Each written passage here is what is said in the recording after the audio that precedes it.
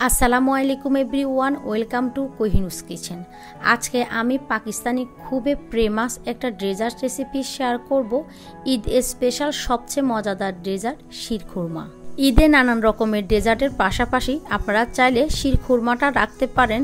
এই শিরখুরমাটা খুবই ক্রিমি আর রিচ একটা ডেজার্ট, আর টেস্টের দিকেও কিন্তু অনেক বেশি মজা। তাই আমার কাছে মনে হয় ঈদের জন্য ডেজার্ট হিসাবে শিরখুরমাটা একদমই বেস্ট। ঈদের দিন বিভিন্ন সেমাইয়ের পাশাপাশি কিন্তু এই শিরখুরমাটা তৈরি করে নিতে পারেন। এটা বানানো কিন্তু খুবই সহজ, অল্প কিছু উপকরণ দিয়ে এত মজাদার একটা ডেজার্ট তৈরি করা যায় আপনি ভাবতেই পারবেন না। আশা করছি আমার আজকের রেসিপি আপনাদের কাছে খুব ভালো লাগবে এবং সহজ লাগবে। রেসিপি ভালো লাগলে চ্যানেলটিকে সাবস্ক্রাইব করে পাশে থাকা বেল আইকনে ক্লিক করে রাখবেন, যাতে করে আমি নতুন কোনো ভিডিও আপলোড দেওয়ার সাথে সাথে আপনার কাছে নোটিফিকেশন চলে যায়। তাহলে চলুন কথা না বাড়িয়ে চলে যাচ্ছি মূল রেসিপিতে। প্রথমে একটা প্যানে আমি দিয়ে দিচ্ছি 2 টেবিল চামচ ঘি।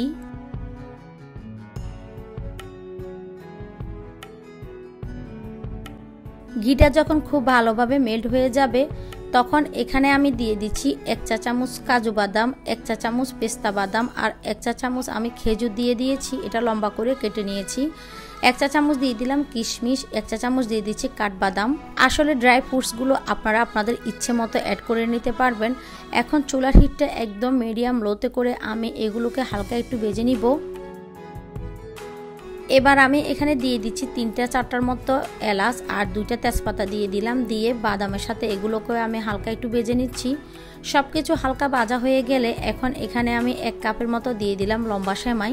সেমাইটাকে আমি একদম ঘিয়ের মধ্যে খুব ভালোভাবে ভেজে নিব। চুলার হিটটা মিডিয়াম লোতে করে আমি সেমাইগুলোকে ভেজে নিচ্ছি।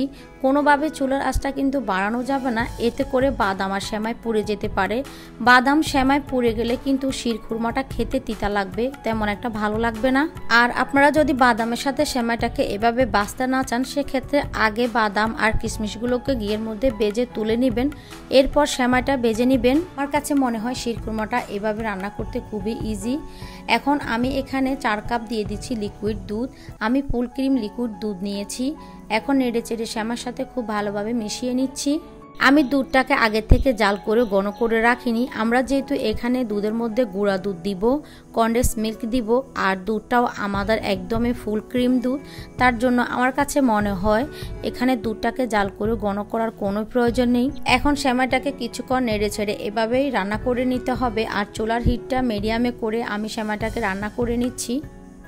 এখন চুলার হিটটা মিডিয়ামে করে আমি সেমাইটাকে 6 থেকে 7 মিনিটের মতো এভাবে নেড়ে ছেড়ে রান্না করে নিব।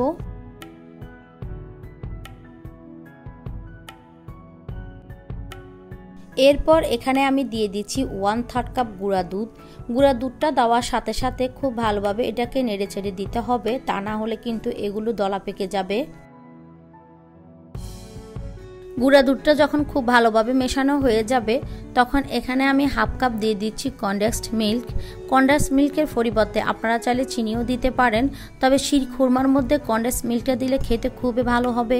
1 চিমটির মতো দিয়ে দিলাম লবণ। মিষ্টি খাবারে যদি আপনারা লবণ দিতে না চান স্কিপ করতে পারেন। এখন সব কিছু আবারও খুব ভালোভাবে নেড়ে ছেড়ে আমি মিশিয়ে নিচ্ছি। কিছুক্ষণ রান্না করার পরে এখন আমি গরম মশলাগুলো তুলে ফেলে দিচ্ছি।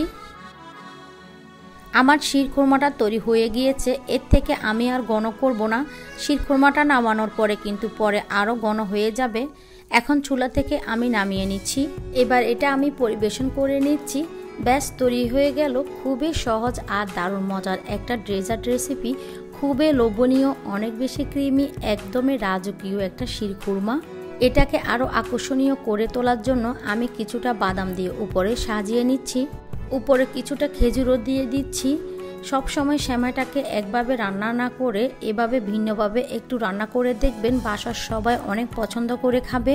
আশা করছি আমার আজকের রেসিপি আপনাদের কাছে খুব ভালো লেগেছে এবং সহজ লেগেছে। রেসিপি ভালো লাগলে এবার ঈদে অবশ্যই এটা ট্রাই করবেন। সবাইকে ঈদের অগ্রিম শুভেচ্ছা জানিয়ে আজকের মতো এখানে বিদায় নিয়ে নিচ্ছি। সবাই অনেক বেশি ভালো থাকবেন, সুস্থ থাকবেন, সবাই সবার জন্য দোয়া করবেন। আল্লাহ হাফেজ।